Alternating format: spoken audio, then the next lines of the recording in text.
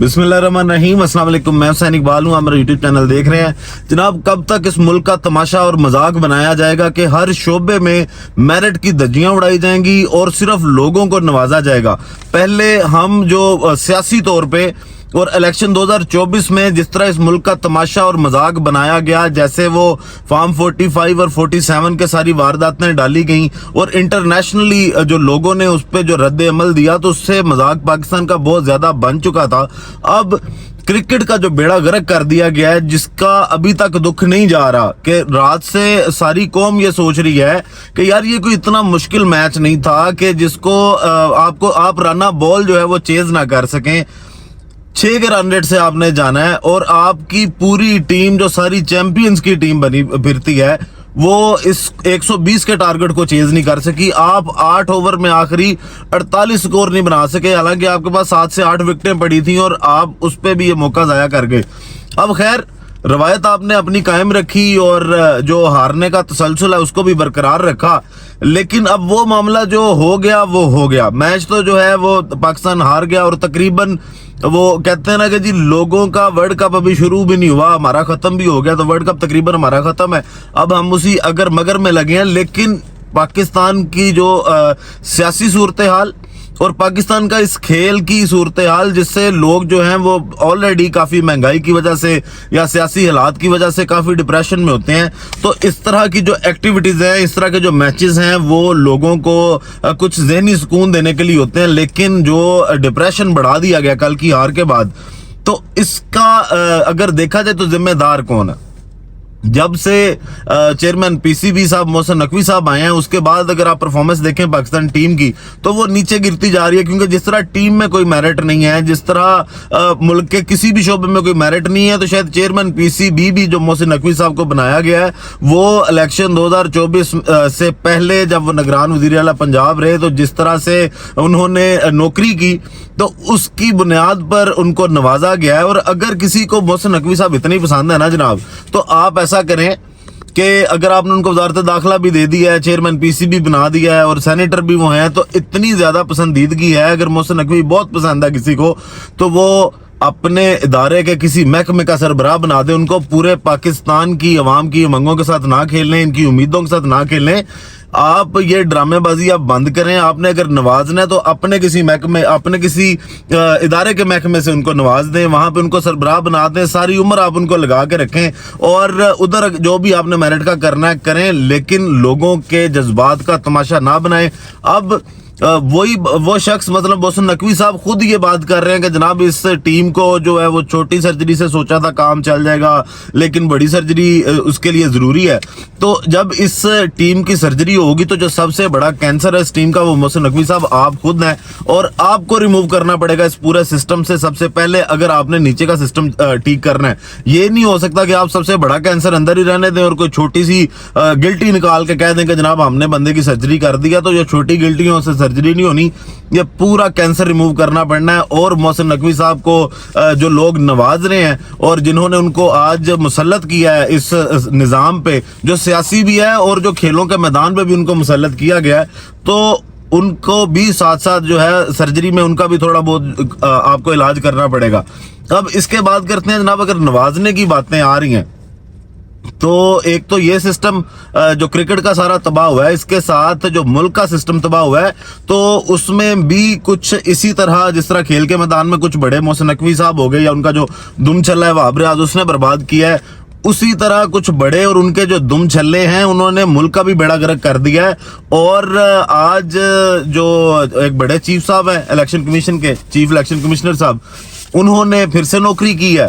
और वो जो मामला था इस्लामाबाद के 3 हलकों का, जिसपे इलेक्शन ट्रिब्यूनल जो है वो समाअत कर रहा था जस्टिस मोहसिन अख्तर कियानी साहब के सामने, और उसके दौरान जब उन्होंने जज साहब ने ये कहा कि जनाब मैं आपसे फॉर्म 45 मंगवाऊंगा दोनों फ्रीकैन से, और उन फॉर्म 45 के साथ आप हलफनामे जमा करवाएंगे, दोनों पार्टियां अपने अपने फॉर्म 45 जमा करवाएं और हलफनामे जमा करवाएं, और अगर कोई झूठ बोलेगा तो वो जेल में जाएगा।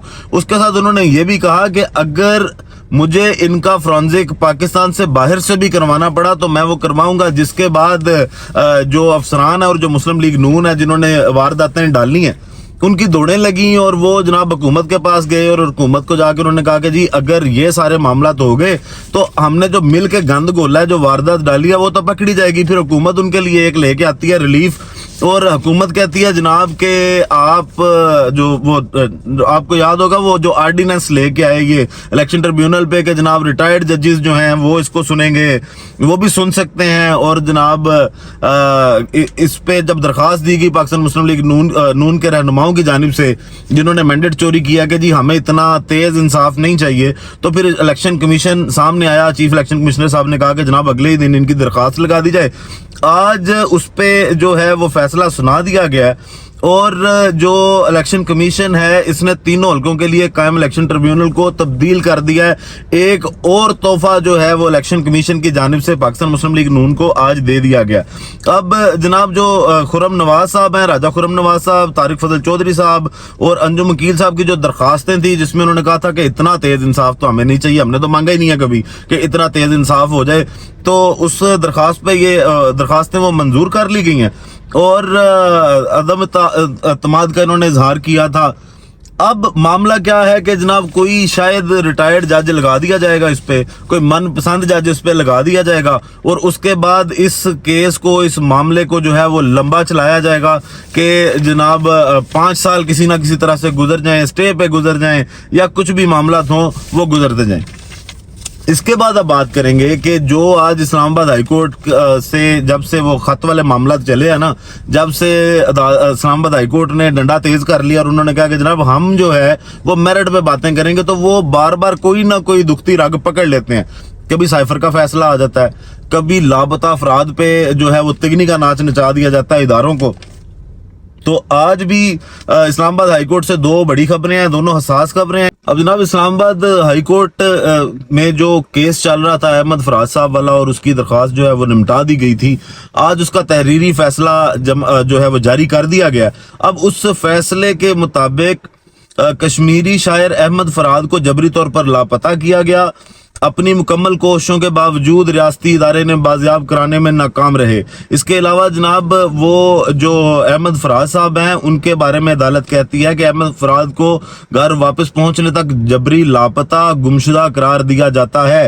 अदालत इनकी गिरफ्तारी को गैर कानूनी करार देती है। इसके अलावा जनाब इसी इस्लामाबाद हाई कोर्ट से तो एक ये वाली खबर आई कि जिसपे साफ ये बोल दिया गया कि जो अहमद फराज साहब को लापता किया गया, जो उनकी गिरफ्तारी की गई, वो सारा मामला जो है वो गैर कानूनी है। और ये जस्टिस मोहसिन अख्तर कैनी साहब ही हैं जिनके डर की वजह से जो चीफ जस्टिस हैं आमिर फारूक साहब, उनको सुप्रीम कोर्ट में तैनात नहीं किया गया। सर इन फैसलों का डर है, इस तरह के फैसलों का डर है कि अगर इस्लामाबाद हाई कोर्ट में इस तरह के जजेस आके चीफ जस्टिस के तौर पर बैठ गए तो जनाब इनकी जान कौन छुड़वाएगा, इस तरह के फैसलों को गलों से कौन उतारेगा। उसके बाद अगर बात करें तो इसी इस्लामाबाद हाई कोर्ट के जो जस्टिस हैं जस्टिस मियां गुल हसन औरंगजेब साहब, उन्होंने भी आज एक लापता शहरी जो KPK के रहायशी थे उनके फैसले पे जो वफाकी हुकूमत है उनको कहा है कि जनाब आप 30 लाख रुपया जो है वो मुआवजा इनके घर वालों को अदा करें। अब वो शहरी जो है उनका नाम हारून मोहम्मद था और उनकी बाजियाबी की दरख्वास्त पर जस्टिस मियां गुल हसन औरंगजेब ने समाअत की। अदालत ने वफाकी हुकूमत को आइंदा समाअत से कबल मुआवजा अदा करने का हुक्म दिया कि 30 लाख रुपया जो है वो अगली समाअत से पहले जमा करवाया जाए। मजीद इसमें आया कि IG के KP को दरख्वास्त गुजार को सिक्योरिटी फराहम करने और सिक्योरिटी एहलकारों के खिलाफ मुकदमा दर्ज करने की भी हिदायत की गई है। अदालत ने केस की मजीद समाअत 2 हफ्तों के लिए मुलतवी कर दिया। फिर उन्होंने ये भी कहा कि जनाब जब इस तरह की बातें होती हैं ना तो फिर कहीं ना कहीं फैमिलीज को डराया जाता है और थ्रेट्स दिए जाते हैं, जिस तरह अहमद फराज साहब के साथ भी हुआ था और बाद में उनकी फैमिली को मिलने भी नहीं दिया जाता था। तो IG जो है KP के उनको हिदायत की गई है अदालत की जानिब से कि इनकी सिक्योरिटी का खास ख्याल रखा जाए, इनकी फैमिली की सिक्योरिटी का खास ख्याल रखा जाए। अब आखिर में बात करते हैं जनाब हत्या इज्जत कानून जो बिल पास हो गया वो अब कानून बन गया पंजाब असम्बली में। आज बड़ा शोर शराबा हुआ है और ओपोजिशन ने भी एहतजाज किया है और उन्होंने ये कहा है कि जनाब गोली वगैरह की और ये जो जबरदस्ती की सियासत है ये नहीं चलेगी। वॉकआउट भी किया, उस पे आज काफी तमाशा लगा रहा पंजाब असम्बली में। लेकिन इसमें जो दिलचस्प बात ये है कि पाकिस्तान पीपल पार्टी फिर पीछे से निकल गई है याशी वो कर रहे हैं।